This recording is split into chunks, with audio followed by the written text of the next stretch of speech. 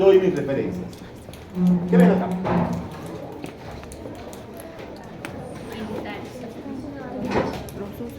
¿Ah? ¿Sí? Ven 3 soldados, ¿no? Ya. Estos son peruanos. Arequipeños incluso. Sargento de la Guardia de Arequipa, que fue un batallón muy importante en las batallas de Tarapacá y Arica, no recuerdo, Tarapacá sí, y obviamente los de la Guardia Nacional, el Ejército Nacional. Y al lado tiene un soldado chileno. ¿Qué diferencia ve? ¿Ah? Las botas, ¿no? Unos tienen botas, el chileno tiene botas, ¿ya? Y los otros, bueno, el que está a ese costado es oficial. O sea, este es un oficial, este es tropa, este es un oficial. Porque tiene espada, ¿no? Galones, zapatos, los oficiales tenían zapatos, galones, todo. Pero el soldado común, ¿qué lleva? Su cantimplora, su fusil, no tiene zapatos.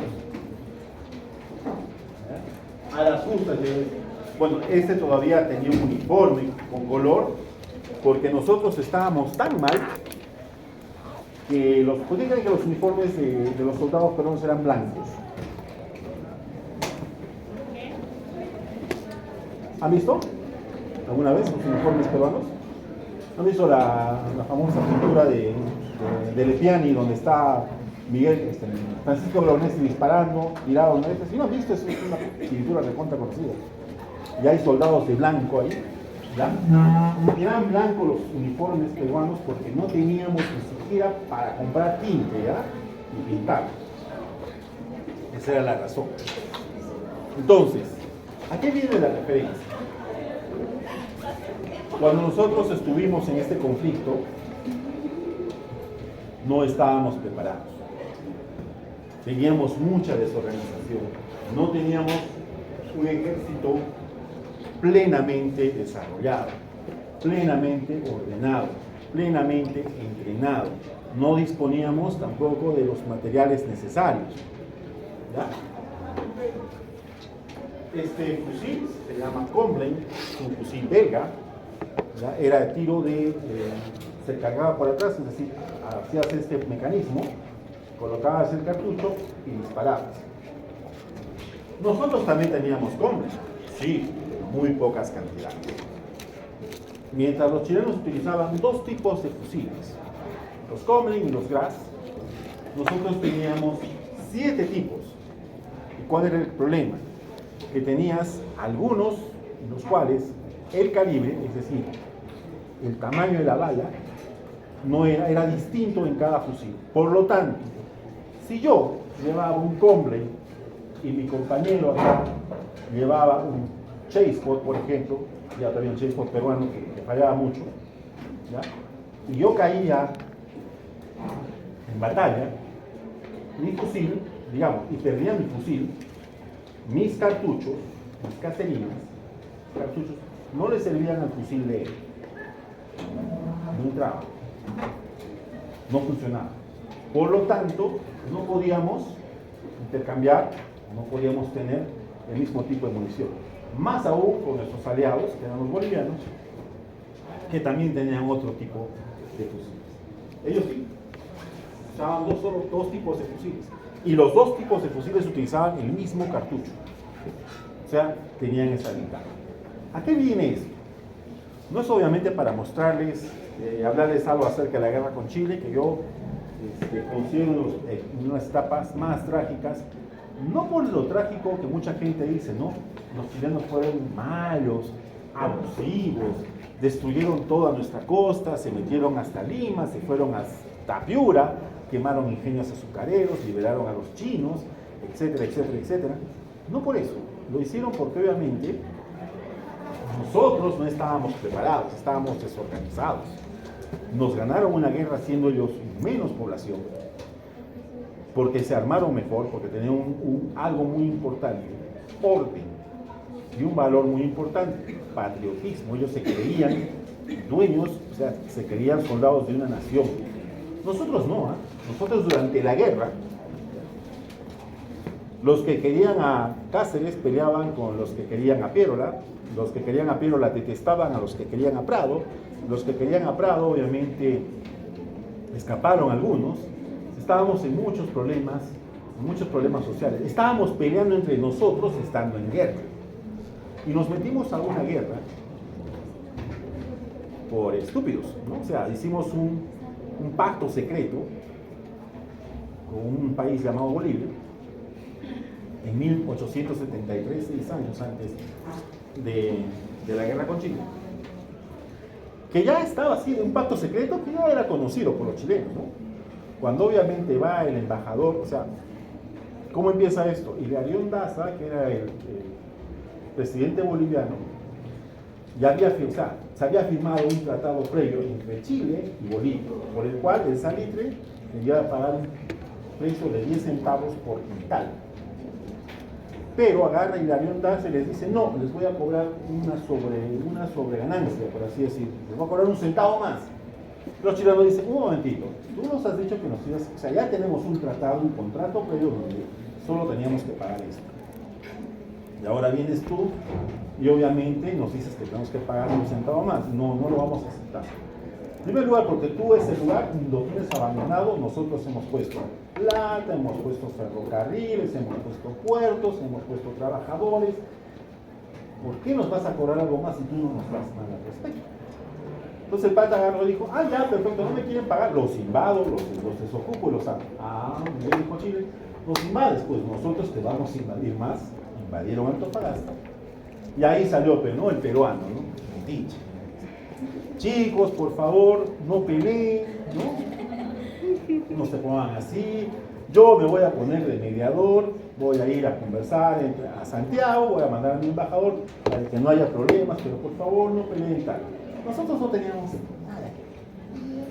Llega el embajador a Santiago, ¿ya? Va al día siguiente a Palacio de Gobierno, a la Casa de la Moneda en Santiago, y el presidente chileno le dice, bueno, viene el embajador y dice, muy bien, yo vengo a mediar entre justamente Chile y Bolivia, que este conflicto no se lleven así, que debemos tener, yo puedo ser garante. Y el presidente chileno le dice, préstame.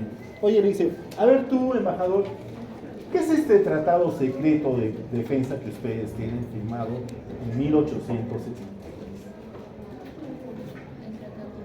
Y el embajador peruano tuvo que decir, ups,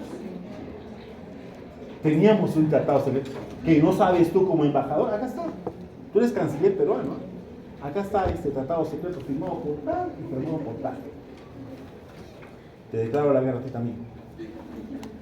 Y terminamos nosotros pagándola porque al final de cuentas Bolivia perdió Antofagasta, que no lo usaban, y se fueron, ¿no? Y nosotros tuvimos que perder Tarapacá, Iquique, Arica, casi perdemos Tacna, ¿no? Y obviamente llegaron a Lima, llegaron hasta Piura los chilenos, invadieron un montón de cosas y todo lo demás, y eso nos costó 20.000 peruanos murieron en la guerra con Chile.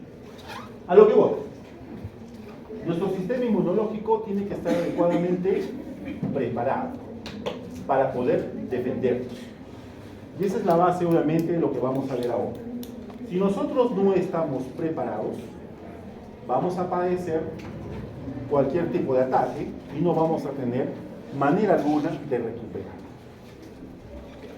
Muy bien, lo que vamos a tocar es fisiología, vamos a tocar inmunidad humoral y celular, vamos a tocar respuesta inmune y hipersensibilidad, eso lo veremos después, inmunodeficiencias primarias e inmunodeficiencias secundarias.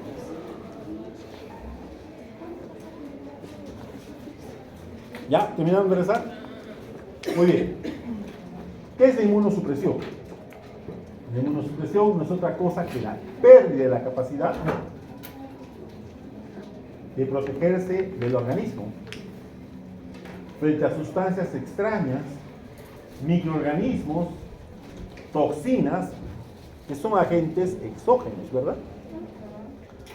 Pero también hay agentes endógenos, de los cuales tenemos que protegernos. ¿Cómo son cuáles? ¿Qué te amenaza a ti? No, eso es exógeno. El virus no es parte de ti. Las bacterias, el COVID, sigue siendo un virus. Las bacterias que tienes dentro vinieron en algún momento, no nacieron contigo. ¿Enfermedades hereditarias? Los defectos congénitos, ya, sí, los defectos congénitos, pero los defectos congénitos son alteraciones en la estructura, son alteraciones obviamente que te van a generar el cáncer. El cáncer sí es un problema del cual te va a generar probabilidad de muerte. La otra, las enfermedades autoinmunes. El lupus, la artritis, la fibrosis, ese tipo de cosas son daños, obviamente, que se producen por inmunidad que te pueden llevar, obviamente, a la muerte. Muy bien, entonces, todos estos procesos patológicos pueden evidenciar como alteraciones o inmunodeficiencias, ¿no? Hay tipos de alteraciones o de inmunodeficiencias que vamos a ver después. Las primarias y las secundarias. Las primarias tú naces con ella y las secundarias obviamente son producto de la interacción obviamente con algo que nos causa disminución de nuestra capacidad de defensa. Ejemplo, desnutrición, ¿no? Me desnutro, no me nutro adecuadamente, no tengo proteínas para poder formar anticuerpos, por ejemplo. ¿Sí? O sufro una infección por VIH. Me va a producir una enfermedad inmunitaria también, ¿cierto? Una inmunodeficiencia. Claro. Otra cosa en la cual también vemos este tipo de situaciones, rechazo de trasplante. ¿Qué es un trasplante? ¿Qué es un trasplante? ¿O lo qué?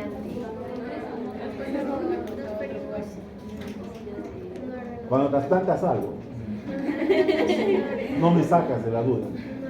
¿Qué es un trasplante? Traer un órgano del cuerpo de una persona y pasársela a otra persona. Un intercambio. Intercambio. Valentín, ¿te trasplantas con tu enamorado? No. No es un trasplante. Un trasplante es simplemente la colocación de un tejido que puede provenir de nosotros mismos. No. O puede provenir de otras personas o de otro género. Ejemplo, para piel, ¿no? Piel de cerdo en casos de quemaduras. Pero yo puedo obviamente utilizar mi piel también para colocármela en el lugar donde me quemé, ¿no? Puedo sacar piel de los muslos principalmente. O un trasplante puede ser de un órgano, ejemplo, El hígado. riñón, hígado, corazón, Pulmones. ¿quién? ¿Qué? ¿Qué más? Córneas también, Piel también. piel también. Los cadáveres también se utiliza piel de cadáver. ¿Alguna vez? Los pulmones también, pero tienen un corto Pulmones plazo. también, pero es un poco más difícil. Claro. Ya, ¿y qué haces después del trasplante? Ya, por ejemplo, tú tienes un problema de insuficiencia renal terminal, te coloco un riñón, ¿qué tengo que hacer? Así, te coloco el riñón y la cosa. ¿Tiene que haber qué?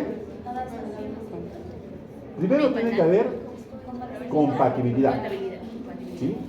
Pero hay la compatibilidad, por eso tiene que ser una persona preferentemente familiar o en la cual se hagan las pruebas de compatibilidad y no haya mayor problema de rechazo. Pero ¿queda así o no? Tienes que dar un tratamiento inmunosupresor, porque si no va a haber rechazo de todas formas, porque sigue siendo extraño, ¿verdad?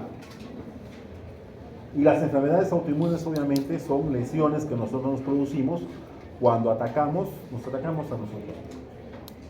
Muy bien. Todos estos días, todas estas clases que hemos tenido, hemos venido hablando de que el sistema inmunitario consta de componentes específicos y no específicos. Respuestas adaptativas específicas y otras innatas. Entonces, ¿de qué estamos hablando? Vamos a presentar a nuestros protagonistas, ¿ya? Anatomía y fisiología, células del sistema inmune. Entonces tenemos los fagocitos mononucleares. ¿Qué es un macrófago?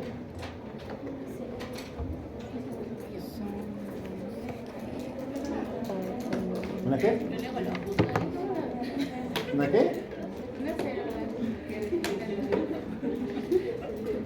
¿Pero qué es? En primer lugar, un macrófago, un fagocito mononuclear es una célula. Es una célula que pertenece a qué sistema, a qué aparato. El sistema inmune. Ya, perfecto. ¿Cuál es la diferencia entre el macrófago con otro tipo de células inmunes? Sí, es más grande, ¿no? Y se encuentra, ¿no?, diseminado en todo nuestro organismo. ¿Ya? Y tiene funciones específicas. La primera función, una de las principales funciones que tiene es presentación de antígeno. Es una célula presentadora de antígeno. Para que sea una célula presentadora de antígeno, tiene que fagocitar, o sea, tiene que tragarse, procesar un pedazo del antígeno. Pero ante todo, ¿qué es un antígeno? Algo extraño. Es un anticuerpo. No, Ay, ya un antígeno es una sustancia, puede ser el es una sustancia que tóxica. Es una No. sustancia extraña que, o sea, es externa. No. ¿no? puede también ser propia. Un antígeno es toda sustancia, ¿ya?, que despierta una respuesta inmunológica. Puede ser extraño, puede ser propio. ¿Ya? Puede ser un virus, una bacteria, un hongo, una toxina. Puede ser otro anticuerpo. ¿Ya? Muy bien, entonces, todo aquello que despierte una respuesta inmune se llama antígeno. Muy bien, entonces, el fagocito mononuclear, lo que pasa es que muchos de ustedes están acostumbrados a ver la bacteria es el antígeno, sí, pero no solamente existe la inmunidad relacionada con infecciones, también existe la autoinmunidad, las neoplasias. Entonces también ellas utilizan, ¿no?, fenómenos inmunológicos. Muy bien. Es una célula que va a presentar antígeno, es una célula que va a secretar mediadores inflamatorios o citoquinas. Ya hemos hablado de las citoquinas. Las citoquinas son un montón, variadas, muchas. ¿A qué se dedican las citoquinas? Lo vimos en la primera clase. A vasodilatación, a vasoconstricción, a sensación del dolor, ¿no?, a opsonización, ¿sí? Son células que también se comportan como ¿qué? Como pirógenos endógenos, interleucinados por ejemplo, sistema de complemento, ¿no? A todo eso las citoquinas son muchas y abundantes. Sirven también como mediadores para llamar o para activar otros tipos de células, ¿no? Las quimiotaxinas, por ejemplo. Muy bien. Ayuda en la reparación tisular por angiogénesis y fibrosis. Es decir, el macrófago también, ¿qué es lo que va a hacer? Va a producir sustancias como el factor activador de endotelio para que se produzcan nuevos vasos. Si es que en caso ve que existe poca provisión de oxígeno o poca provisión de nutrientes. Y en el proceso de reparación también va a activar fibroblastos. Los fibroblastos los hemos visto en fenómenos inflamatorios crónicos. Los fibroblastos producen fibras hialinas, fibras colágenas, etcétera, etcétera, etcétera. Ayudan en el proceso de cicatrización. Muy bien. Además, los macrófagos reconocen los fragmentos C3b del complemento y los receptores TLR. ¿Ya? Receptores tipo Toll-like receptors. ¿Ya? TLR, que son los receptores que nosotros veíamos cuando hablábamos de microbiota, ¿se acuerdan? Algunas bacterias que eran beneficiosas para el organismo, pero que no eran atacadas porque interactuaban con este tipo de receptores. y las reconocían de alguna manera. Hay unos macrófagos, vamos a llamarles células dendríticas, que se encuentran obviamente en algunos tejidos, ¿ya? Que también tienen la misma función que los macrófagos de presentar antígenos de los linfocitos T. Estas son la célula de Langerhans en piel, la célula de Kupffer en hígado, los oligodendrocitos dentro de la glía neuronal. Tienen otros nombres, hay otros más. Nemocito tipo 2, hay una célula mesangial en los riñones, etcétera, etcétera, etcétera. O sea, en todos lugares encontramos estos macrófagos, estas células dendríticas, que tienen como función vigilar, ¿ya? Y ante la menor presencia de daño van a interactuar, van a llamar más gente, van a aplicar sus citoquinas, obviamente sus sustancias de mensaje, para que obviamente presentemos el fenómeno inmune. Otra célula importante, linfocitos. Los linfocitos tienen receptores especializados. Los linfocitos son células que van a activarse, y su activación va a permitir obviamente, ¿no? Diversos procesos inmunitarios, principalmente de orden adaptativo. Los primeros son inmunidad innata, natural. Los de abajo son inmunidad adaptativa. Hay dos tipos de linfocitos, a grandes rasgos, los T y los B. Y a ellos se va a agregar, ¿no?, otros que no son ni T ni B y se llaman NK, que viene de Natural Killer o asesinos naturales. Son linfocitos que tienen la acción de pegarse a células neoplásicas. ¿Por qué tú no sufres de cáncer y te mueres a los 12, 13, 14, 15 años o 20 años? ¿Por qué? Porque tienes esas células funcionando muy bien. Entonces, proceso neoplásico que se da, proceso que lo elimina. ¿Por qué tienes cáncer recién a los 40, 50, 60, 70, 80, ¿no? A medida que vamos avanzando en edad, va aumentando la probabilidad de cáncer, porque nuestro sistema inmunológico también va envejeciendo y estos natural killers ya no funcionan adecuadamente. Además, ¿no?, tienen que entender que el cáncer son procesos multifactoriales. Tienes una carga genética, pero también tienes la interacción con determinados noxas ambientales, ¿no?, alimenticias, etc. Por ejemplo, para que hagas melanoma, tendrías que estar expuesto al sol, por lo menos, y tener una carga genética importante. Para que hagas cáncer broncogénico, tendrías que fumar, ¿no?, estar en contacto con humos y tener una carga genética importante. No siempre es así, por cierto, ¿de acuerdo? No siempre es así, pero los factores ambientales también contribuyen a la probabilidad de que tú desarrolles.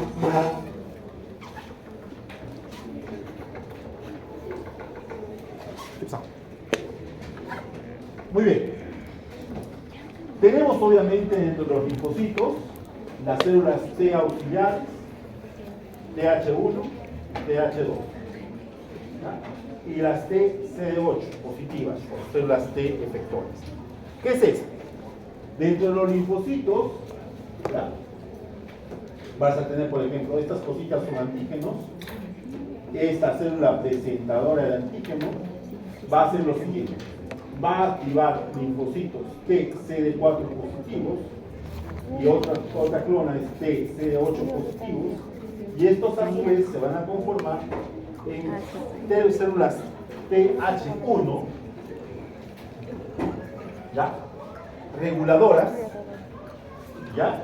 Los TH2, que son importantes, por ejemplo, el TH1, importantes en reacciones de hipersensibilidad tipo 4, gracias a la interleucina 2, gracias al interferón gamma. Los TH2, gracias a la interleucina 4, son importantes en enfermedades atópicas. Eso vamos a verlo cuando veamos reacciones de hipersensibilidad. Pero lo que voy es lo siguiente.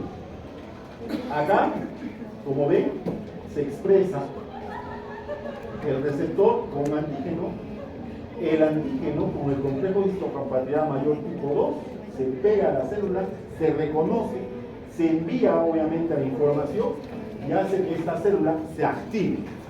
Una vez que se activa, se va a reproducir. Y una vez que se reproduce, va a ejercer su actividad.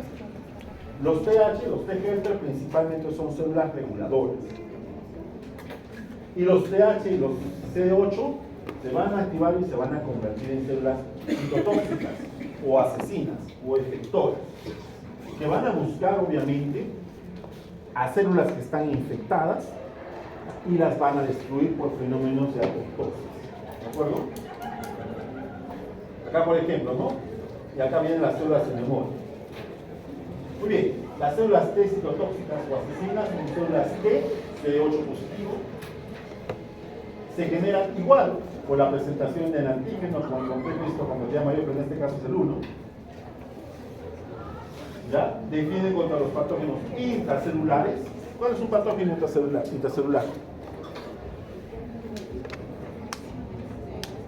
¿Qué patógenos intracelulares conocen ustedes? Frecuentes.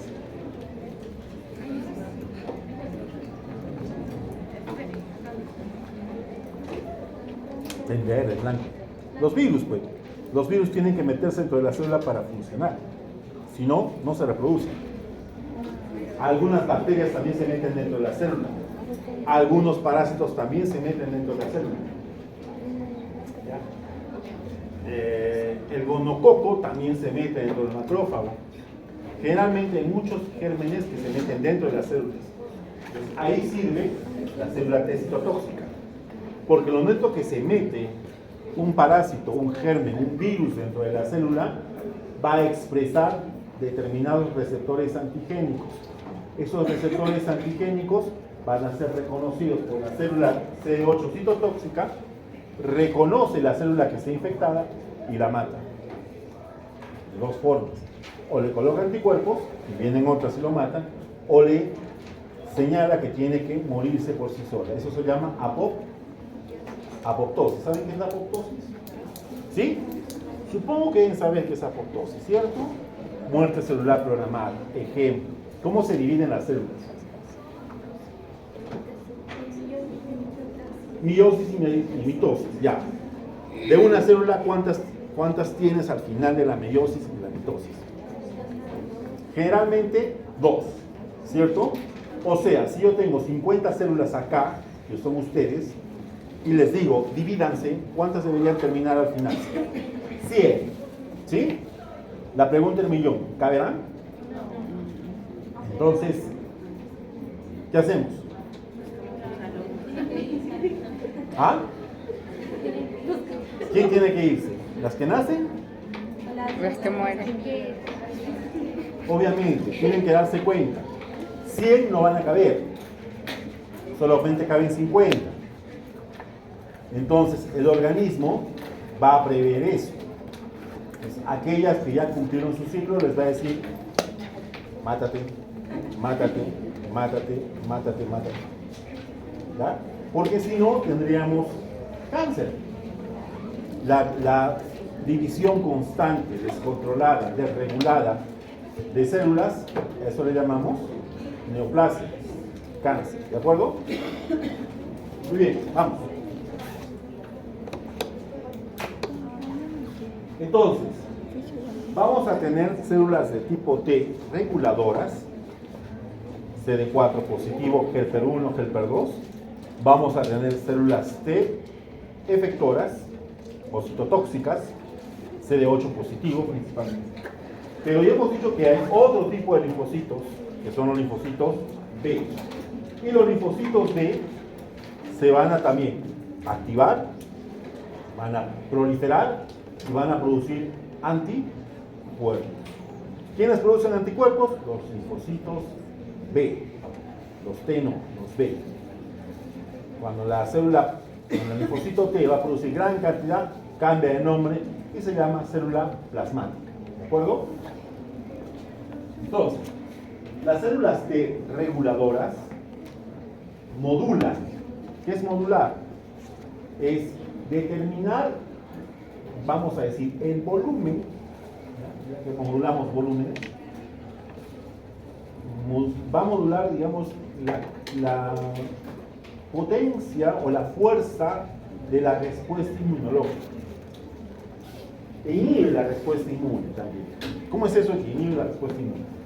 Sí, tú vas a luchar contra determinado germen hasta que el germen sea destruido. Una vez que el germen sea destruido, necesitas que se siga produciendo células efectoras contra este germen, necesitas que se sigan produciendo anticuerpos. Entonces, alguien tiene que decir, basta, paremos, ¿no? Hasta acá nomás, ya ganamos, ya por gusto seguimos produciendo más células cuando ya hemos ganado la guerra. Hemos logrado defender a nuestro huésped, ¿no? Y por lo tanto ya ganamos. Inhiben la respuesta inmune. Regulan la tolerancia frente a la inflamación, la alergia y la autoinmunidad. O sea, el linfocito T tiene mucho que ver. Y acá vamos a ver, como les decía a sus compañeras del anterior grupo, vamos a ver las cosas más sencillas del sistema inmune.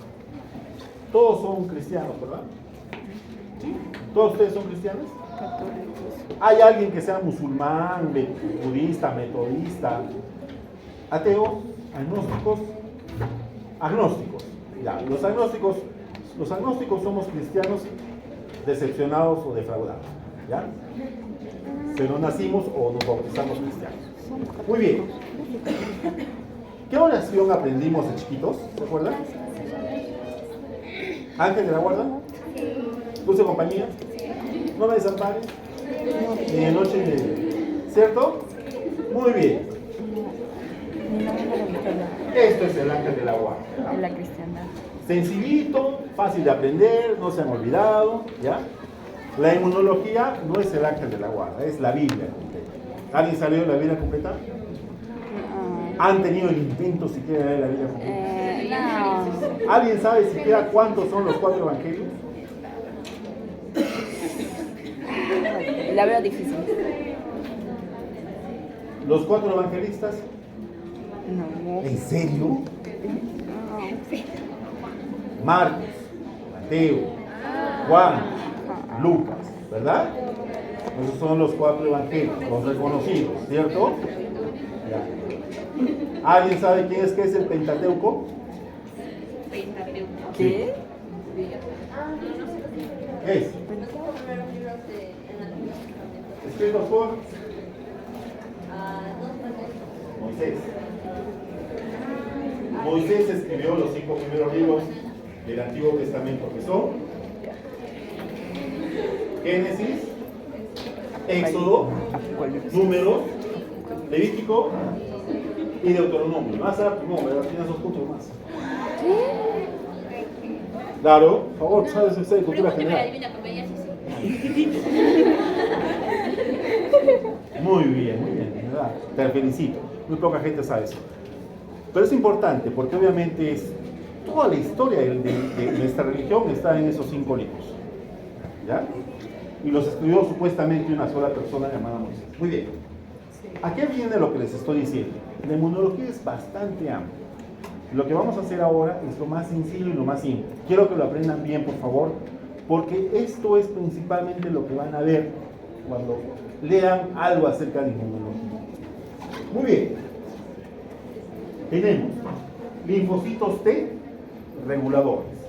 Los T o ayudan, dirigen, ordenan o se convierten en asesinos directos. Las células T citotóxicas. ¿De acuerdo? Reguladoras, HTH y citotóxicas. ¿De acuerdo? Linfocitos T. El número no se preocupe. Otros tipos de linfocitos, los B. Los linfocitos B se van a dedicar a la producción de anticuerpos. ¿Ya? Linfocitos B, producción de anticuerpos. No son ni T ni B. Células NK, Natural Killer. Son células que principalmente se dedican a buscar células neoplásicas y las matan. o por lo menos les dicen matan. Los convencen de suicidarse, ¿ya? Algo así. ¿Listo? Y los polimorfonucleares. Los polimorfonucleares, cuando hablamos de polimorfonucleares, ¿ya? Ahí estamos hablando de qué: macrófagos, neutrófilos, abastonados, segmentados, eosinófilos, basófilos, monocitos. Todos esos grupos que nacen de la médula ósea, eso se llama polimorfonucleares. Los linfocitos no están en la médula ósea, vienen de tejidos, del timo y del vaso. Muy bien.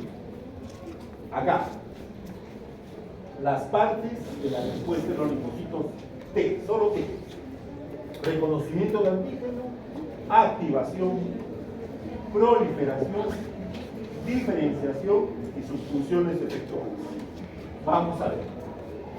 Célula presentadora de antígeno, APC, célula presentadora de antígeno. ¿De acuerdo?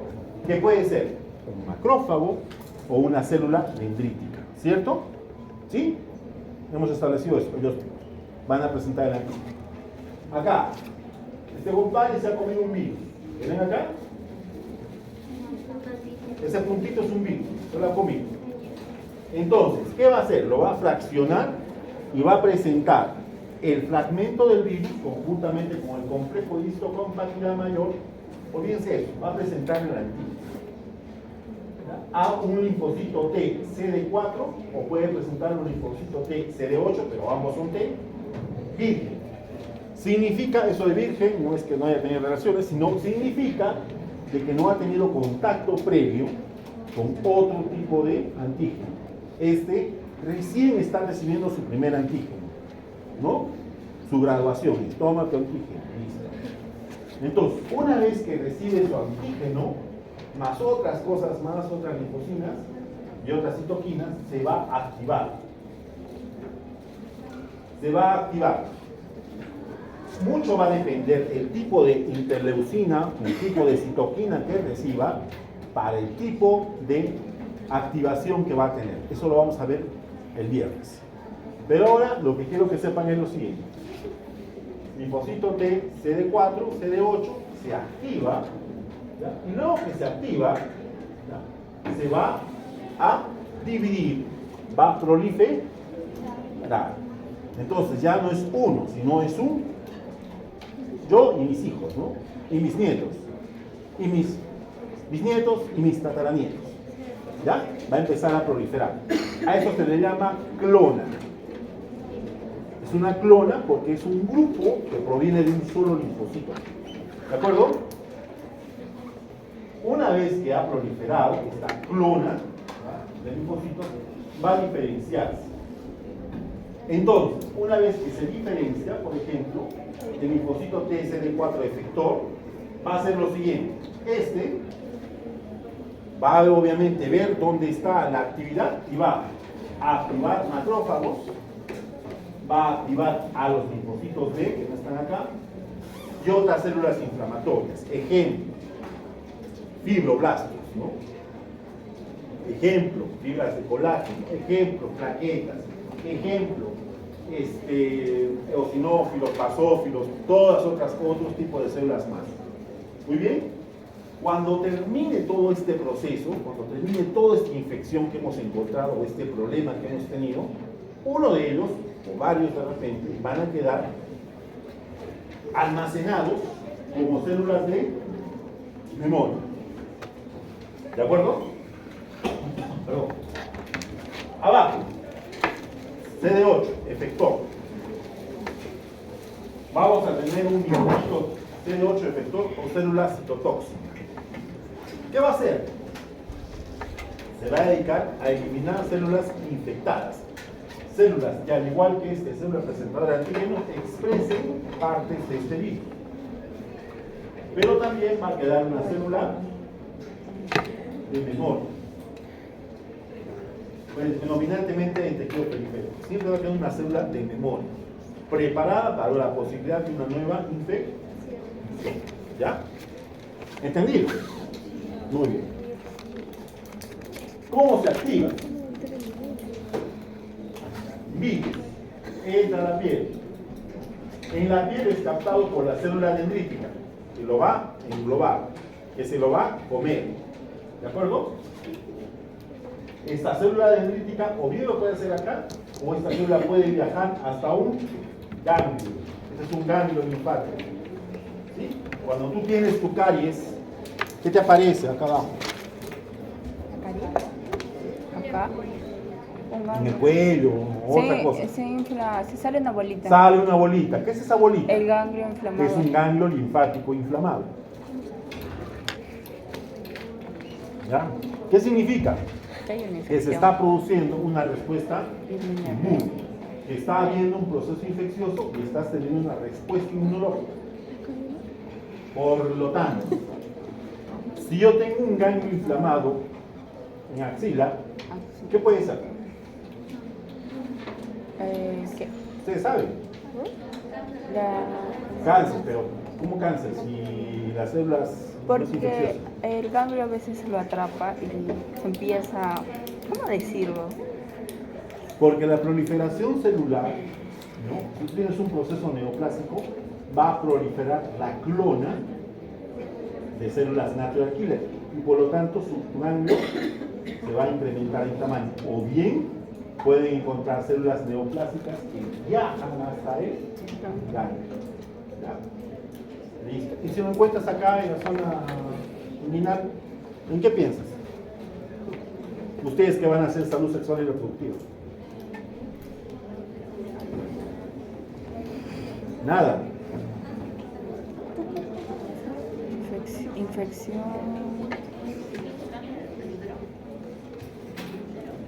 En el útero. En el útero drena atrás.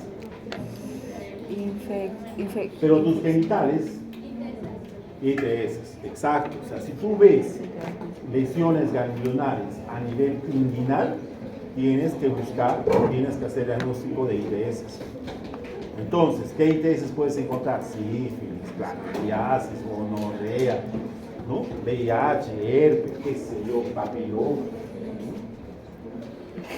Muy bien. Esta célula va a llegar obviamente al ganglio, ¿no? Aquí va a activar al linfocito T. A la vez, obviamente, este linfocito T puede activar también al linfocito B. Este linfocito T activado, no. Este linfocito viene acá, encuentra la célula dendrítica, se activa y se va a empezar a clonar. Y de ahí va a salir, por ejemplo, ¿no? Una célula T efectora, que va a buscar las células infectadas y las va a matar. ¿De acuerdo? Órganos inmunológicos. Los polimorfos nucleares es el nombre común que les damos a las células que son los macrófagos, las células dendríticas, los neutrófilos que se dividen en abastonados y segmentados, eosinófilos, basófilos, todos esos se encuentran en sangre, pero tienen un origen, un lugar donde nacieron, y ese es médula ósea, ¿de acuerdo? ¿Los linfocitos nacen en médula ósea? ¿Sí o no? No. Los linfocitos no son de médula ósea. ¿Ya? Cuando ustedes escuchan, van a escuchar leucemia mieloide y leucemia linfoide o linfocítica. ¿Ya? Significa, obviamente, el origen. Mieloide viene de médula. Cuando hablamos de célula de leucemia mieloide, es que tenemos una proliferación de células mieloides, es decir, neutrófilos, eosinófilos, basófilos, monocitos, macrófagos.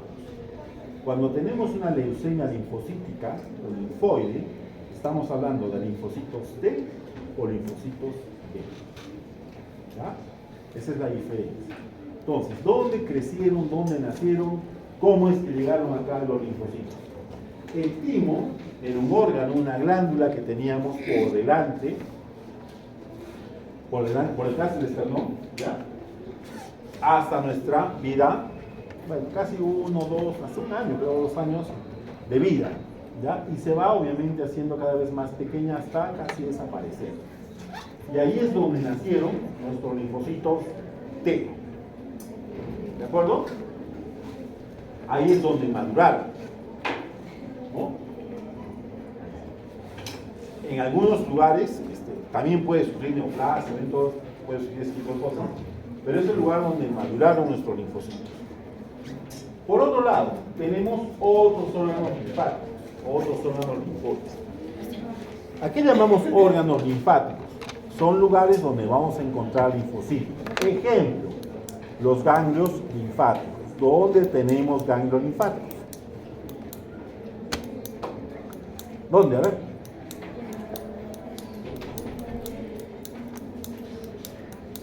¿Dónde tenemos ganglios linfáticos? ¿En dónde? En las líneas inguinales. Muy bien. ¿Dónde más? En las axilas. ¿Dónde más? En el cuello. ¿Dónde más?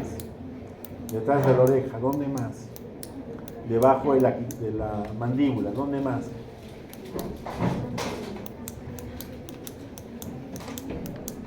Donde tienen articulaciones, generalmente hay ganglios linfáticos. Ejemplo, tobillos, ángulo popliteo, zona inguinal.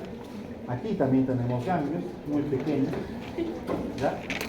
Detrás de todo lo que es la columna vertebral hay una cadena ganglionar casi completa. ¿Ya? En la zona pélvica también tenemos ganglios. Vaso. ¿Qué es el vaso?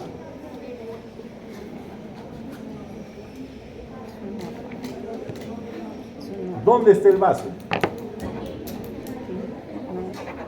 ¿Dónde? ¿Dónde está el vaso? Lado izquierdo. Lado izquierdo. ¿Lado? Izquierdo. Lado izquierdo. ¿Ya? ¿Detrás de quién? No.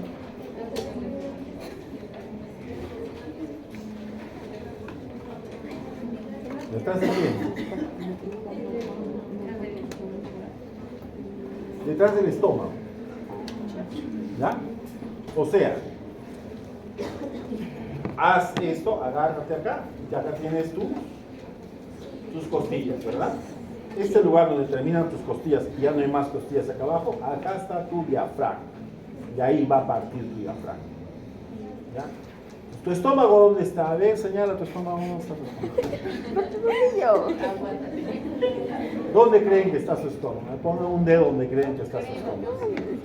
¿Dónde está tu estómago? Señala. Ahí está tu estómago. Ya, muy bien. ¿Dónde está tu estómago? ¿Dónde está tu estómago? Se supone que por acá. ¿Dónde está tu estómago? Acá. ¿Dónde está tu estómago? Por acá más o menos. Acá. ¿Dónde está tu estómago? Todas señalan el ombligo. Por acá. Acá. No, más acá. No. Está por acá. Sí. Sí. Abajo. Por acá está. Por acá está. Ya, el estómago está casi pegado al diafragma. Está más o menos en esta zona. Acá. Tu vaso está en esta zona. Casi por debajo. Sí. Acá está tu hígado. Debajo de tu costilla está tu hígado. Todo lo que tienes acá es intestino. Acá es el vaso. Páncreas está en esta zona aproximadamente. Por eso cuando te duele acá, Este es su dicho. es olor, el olor estomacal está en esta zona. Cuando te duele acá abajo, no te está doliendo el estómago, es tu intestino. ¿Ya? Peleando y luchando y diciendo, maldita sea, ¿por qué tenías que meterle trago cuando habíamos comido chancho más relleno, más relleno, más ceviche y encima la hamburguesa de Luca y 50 de la tía Benita? ¿Ya? Entonces, eso tienen ustedes que saber bien. Memorícense o por lo menos vean dónde tienen sus diferentes datos. ¿Por qué? Porque cuando venga una señora les va a decir, me duele acá, doctor, me duele el estómago. Entonces, tú no vas a decir, sí, hijita, te duele el estómago y te voy a dar una ranitidina o te voy a dar un antiácido, ¿no? Ah, no, ahí no es el estómago, ahí tienes otra cosa, de repente es un dolor pélvico y tú estás diagnosticando un dolor de estómago cuando de repente la paciente tiene una enfermedad inflamatoria pélvica. Entonces, por eso tienes que tener en cuenta dónde quedan tus órganos. No es fuego, de verdad. Muy bien. Tu vaso queda acá atrás, también es un órgano linfático, ¿de acuerdo? Y acá hay una cosita que quiero que la lean, ¿no? Que se llama GALT. GALT. El GALT significa gut, que viene de víscera, gut associated, lymphoid tissue. Tejido linfoide asociado al intestino. No se pronunciará, no eso es mi pronunciación. Ya, el tejido linfático asociado al intestino tiene una importancia fundamental y relevante. ¿Por qué? Porque está en todo el tubo digestivo. ¿Dónde tienes tu tejido linfoide que pueda verse? Así, a simple vista. ¿Ah? Que pueda verse, ¿ah?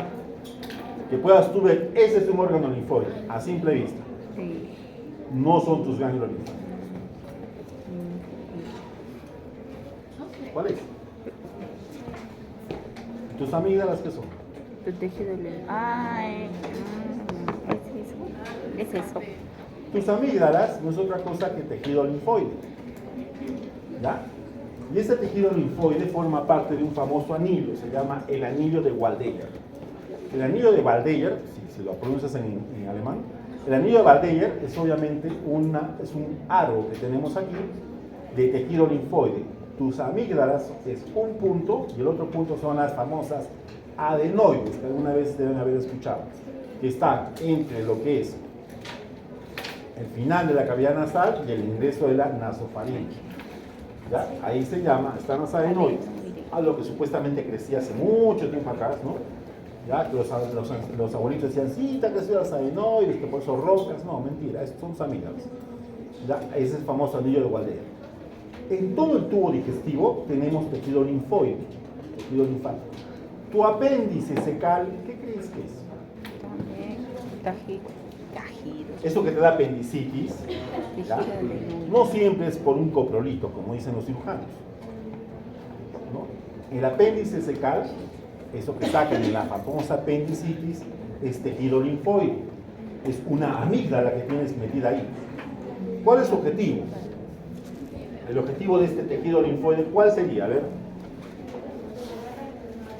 ¿Ah? ¿Ayudar a la flora intestinal? No.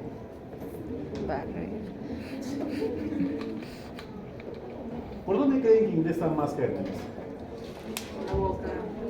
¿Por qué? No sabes. Porque te metes cada cosa a la boca. Entonces tienes un lugar donde tienes abundante cantidad de gérmenes. Y por lo tanto necesitas tener mayor protección, ¿verdad? Porque no tienes amígdalas en el cerebro, ¿no? ¿O sí? La duda. No tienes, pero tienes algo en el cerebro por ser un órgano noble. Tienes una barrera hematoencefálica. Y solamente esas barreras hematoencefálicas que ponen doble membrana para evitar el contacto directo de la sangre con el tejido, se da en el cerebro y se da en otros dos lugares más. ¿Cuáles son? No. Barrera hematoplacentaria. Es una doble membrana para evitar, obviamente, el trabajo. Y la segunda, obviamente nosotros los varones tenemos eso, porque obviamente cuidamos mucho, hay una barrera hematotesticular. Nuestro más preciado tesoro tiene barrera también. Nuestro cerebro, obviamente, a eso me refiero. Ajá, claro. ¿Sí o no, estimado? ¿Ves? Muy bien. Falacia. Pregunta del millón. ¿Cuál es la importancia del GALT? No mucha gente sabía del GALT. El GALT salió a la luz por una simple razón. ¿Por qué los homosexuales se infectan más de VIH y la población heterosexual no? Por las diferentes formas de tener sexo, por el sexo anal sobre todo. ¿Por qué la población homosexual se infecta más de VIH o tiene una mayor prevalencia de VIH que la población heterosexual? Porque existe menos preocupación en el ámbito sexual, no se exponen mucho. A ver, ¿por qué? Porque existe una desinformación. ¿No? Pero se expone ¿Se exponen más? Porque tienen relaciones sexuales anales. Porque tienen relaciones sexuales anales. Tú. Ya. Ya, porque tienen relaciones sexuales anales, ¿verdad? Sí. No creas, ¿ah?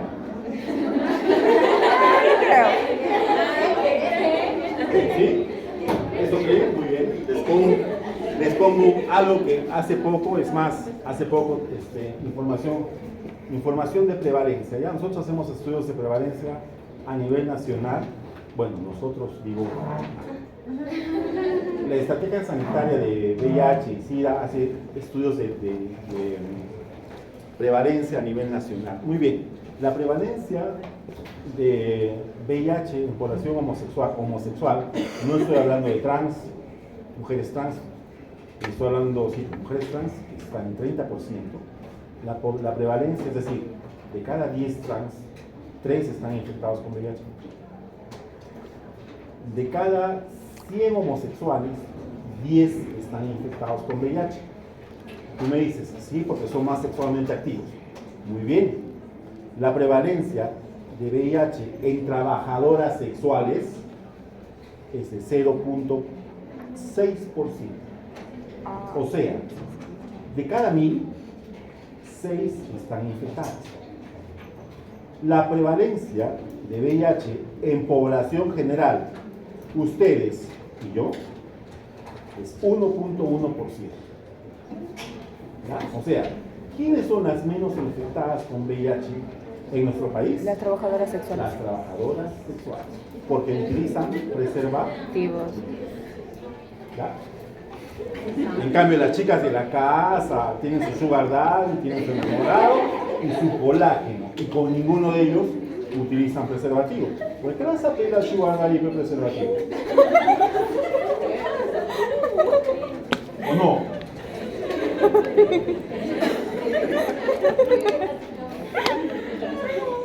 Vean, los reportes están ahí. Los datos son completamente reales. Muy bien. La pregunta. Muy bien. ¿A qué venía esto? ¿Por qué los varones homosexuales tienen mayor VIH? Porque hacen prácticas anales en sus relaciones sexuales. Sí, es cierto. Pero si ustedes, digamos, si nosotros, población heterosexual, practicáramos más relaciones anales, los equipararíamos. Y la razón está en esto, el GALT. ¿Qué tiene el GALT? El GALT es tejido linfoide. ¿Qué tiene el tejido linfoide? Linfocitos. ¿Cuál es la célula blanco del VIH? ¿A quién va el VIH? Al linfocito T. Oh, ¿verdad? Habiendo linfocitos en el tubo digestivo, en mayor proporción que en vagina, ¿dónde va a encontrar más fácilmente el VIH? Supongo, llámese el linfocito, en el tejido digestivo. Ahora, diferencia entre mujeres y varones, que ustedes obviamente si practicaran sexo anal se equipararían. La mucosa vaginal es lubricada, no tanto violácida, pero la mucosa vaginal es lubricada y es elástica. El tejido anal no.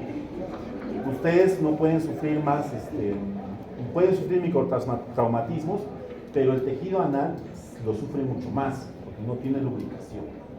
¿De acuerdo? Entonces, cuando se rompe el tejido anal, hay microtraumatismos, es más fácil que el virus del VIH ingrese por ahí. Sin embargo, y ustedes dirán, ¿por qué se infecta más una mujer en relación a un hombre?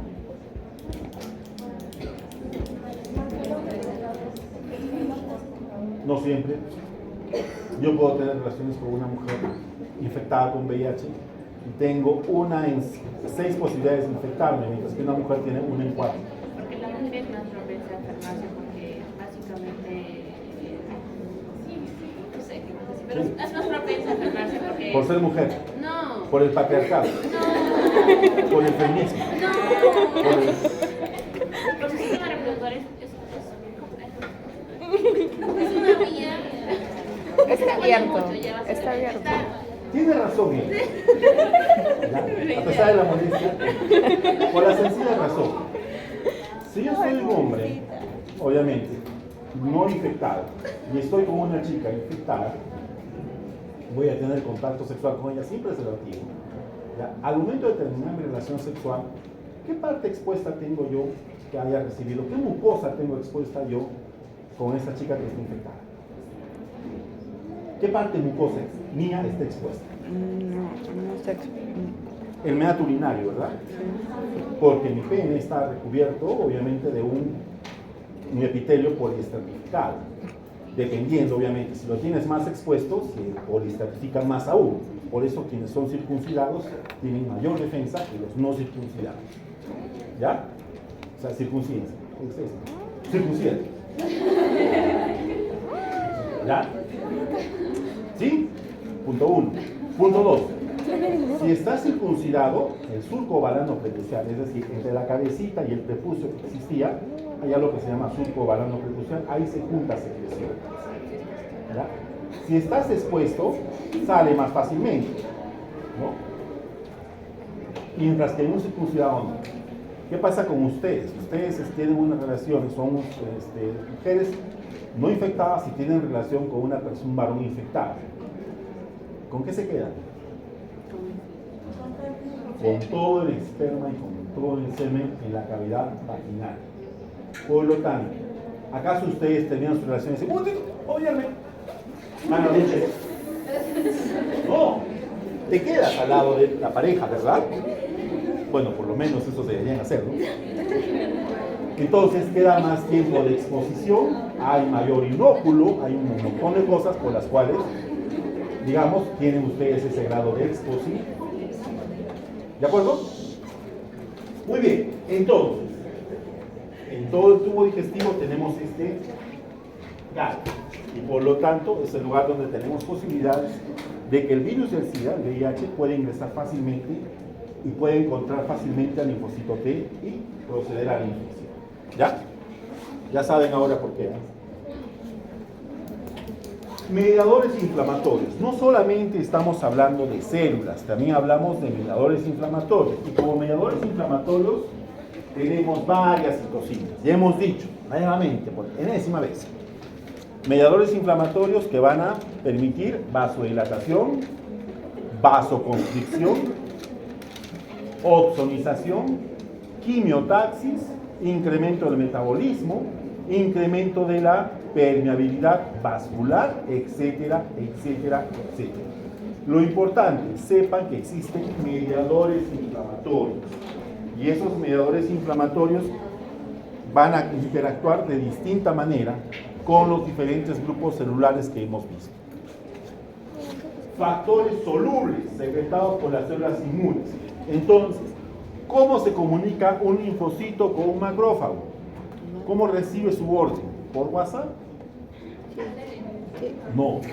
¿Por Facebook? Tampoco. ¿Por mensaje de texto? Menos. Lo hace a través de mediadores. ¿Ya? Respuesta a mediadores. ¿De acuerdo? Emite una sustancia que obviamente va a encontrar un receptor y eso va a activar cierto proceso. Bien claro, ¿eh? Receptores, mediadores, no se olviden de eso. ¿Listo?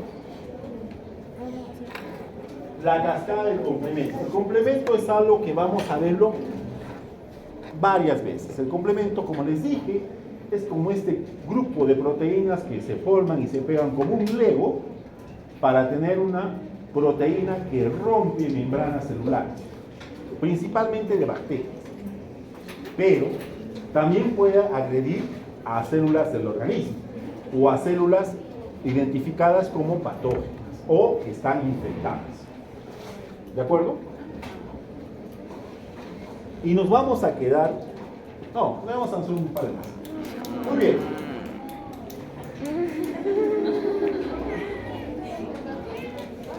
El viernes es el examen, ¿no? Tenemos dos tipos de inmunidad.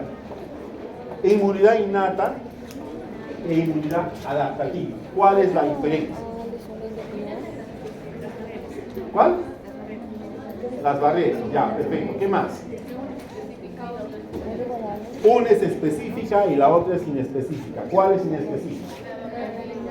La innata es inespecífica. ¿Qué más? Natural killer. Ya. ¿Qué más? No sé qué hora. Como dicen sus compañeras, tenemos una inmunidad innata y una inmunidad adaptativa. Pero no es solo las barreras epiteliales, ¿ah? ¿Ya? O sea, no solamente es el hecho de ser una barrera. ¿La piel es una barrera o no es una barrera? Sí. Sí, es una barrera. Ya. ¿Y la mucosa vaginal? También es una barrera. ¿Y la mucosa del bronquio? Del bronquio. Ya, de la cavidad nasal. Ahí tienes epitelio, ¿verdad? Sí, también. O sea, toda mucosa es un epitelio, ¿cierto? ¿Estamos claros? ¿Sí? Es un acuerdo, ¿verdad? Ajá. Toda mucosa es un epitelio. ¿Dónde tienen mucosa ustedes? En la nariz. ¿Dónde más tienes mucosa? ¿Ah? En la vagina, ya. ¿Qué más? En el estómago. En todo el tubo digestivo, ya. En todo el tubo digestivo. Es decir, la mucosa empieza en tus labios. Eso que estás palpando con tu lengua es mucosa. ¿Ya? Está en tu paladar. Está cubriendo tus encías. Está cubriendo tus amígdalas, esófago, estómago, duodeno, yeyuno, ilion, colon ascendente, colon transversal, colon descendente, sigmoides e incluso en el ano tienes mucosa, ¿cierto? ¿Sí? ¿Estamos de acuerdo? Sí. Muy bien. ¿Dónde más tienes mucosa?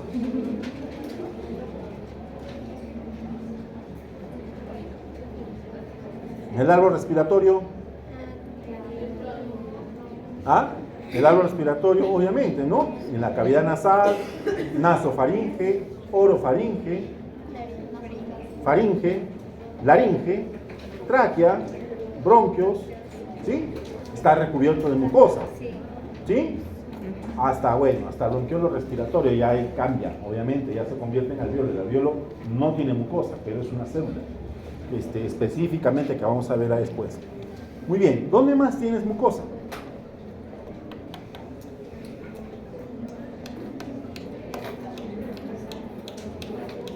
Ya la vagina, por si acaso. ¿Dónde más tienes mucosa? ¿Dónde? Ya dijimos, el tubo digestivo. Olvídate, ya. De boca a ano está cubierta. ¿Dónde más tienes mucosa? ¿Y en los ojos qué tienen? ¿En la conjuntiva qué es?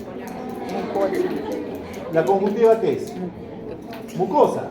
¿Dónde más tiene mucosa? En los oídos. Ya. ¿Dónde más tienes mucosa? Y en ustedes es importantísimo, ¿eh? En las mamas tienes mucosa. Ay, por favor. No. Si es que estás dando el lactal, funciona así. Porque después está cerrado eso. Está taponado aquí. ¿Dónde más tiene mucosa? Importante para ustedes. Tracto urinario, pues, ¿o no? ¿Dónde sufren ustedes más problemas? Si no es en el tracto urinario. Desde que inician sus relaciones sexuales. En el corazón tienes mucosa. Tienes endotelio. Mucosa, no. ¿Dónde más tiene mucosa?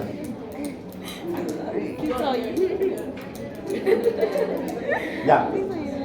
Muy bien. Todos esos lugares que ustedes tienen mucosa no es solamente la protección ocasionada por las células. O sea, no es solamente una barrera de epitelio. Ejemplo. ¿Por qué se le llama mucosa? ¿Qué van a llegar a...? Porque tiene moco. Muy bien. Es simple, pues. Es simple, la base es sencillo. Y así tiene que ser, pero tiene moco. ¿Para qué tiene moco? Para que reballe. ¿Para qué? Sí.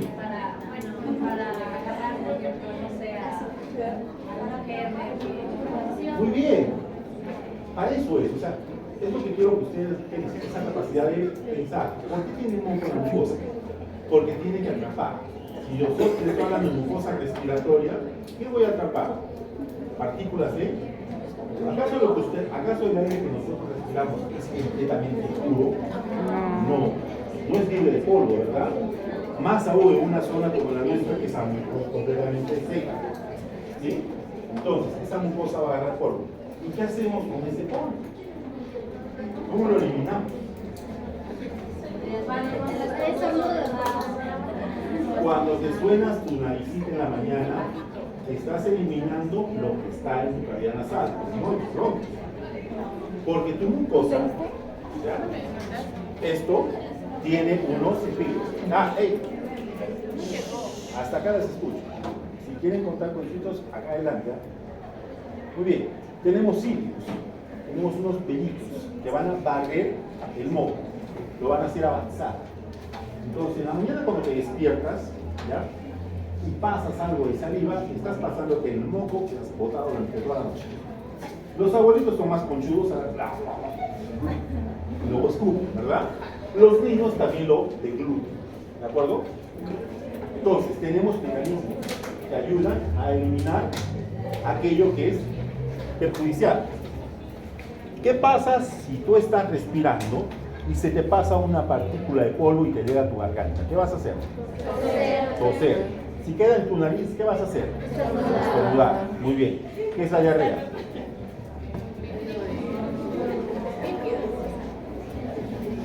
La diarrea es un mecanismo de defensa, es decir, si tú tienes algo, por ejemplo, el trago que ya no puede entrar más en tu cuerpo, ¿qué haces? Vomitas, ¿no?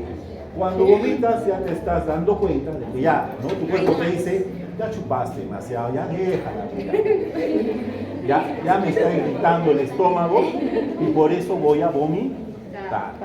Muy bien, la diarrea es, ya este intestino está completamente irritado, entonces voy a eliminar todo lo que tengo con él, ¿no? Por lo tanto, no debes frenar la diarrea, sino eliminar la causa de la diarrea. ¿De acuerdo? Igual, cuando tienes obviamente algo, ¿no? Cuando tienes una inflamación, ¿no? Que te pasa de repente, dices, ay, tengo frío, quiero ir a orinar acá rato al baño, pero no tienes una infección urinaria, eso se llama cistitis, ¿cierto? Lo que ha pasado es que tienes una inflamación, ¿verdad? Generalmente eso pasa después de mantener relaciones sexuales. Bueno, el hecho es que eso obviamente es producto de la inflamación y eso te hace orinar a cada rato. Son mecanismos innatos de defensa. No solamente es la barrera, son los mecanismos que te ayudan a evitar que se quede ese elemento extraño dentro de tu cuerpo. ¿Qué más tienes? Las células, los polimorfonucleares que dijimos, ¿no? Neutrófilos, basófilos, eosinófilos, monocitos, no tienen un ataque específico contra un germen, sino es completamente inespecífico. Atacan a lo que venga. Lo que venga lo van a atrapar, lo van a atacar y lo van a presentar a quien sí va a hacer la respuesta específica, que van a ser los linfocitos. El complemento. Igual, el complemento también ataca sin saber a quién. Lo único que le importa es destruir aquello que considere extraño. La célula natural killer también hace lo mismo. Ataca sin saber, o sea, no sin saber. Nota la expresión de determinados oncogenes y destruye esas células oncogénicas. Cuando hablamos de inmunidad adaptativa, miren cuánto tiempo toma. 12 horas.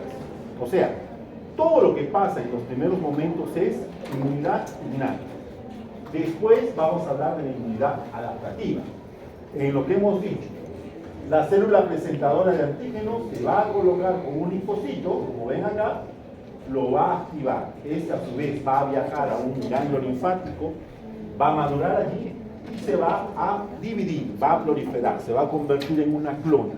Y esta clona, de acuerdo al tipo de interleucina, de citoquina que reciba, o a la cual sea estimulada, se puede convertir en una célula moduladora o se puede convertir en una célula efectora, citotóxica, que busca a quien destruir, ¿no? Obviamente, si presenta el antígeno, la va a destruir.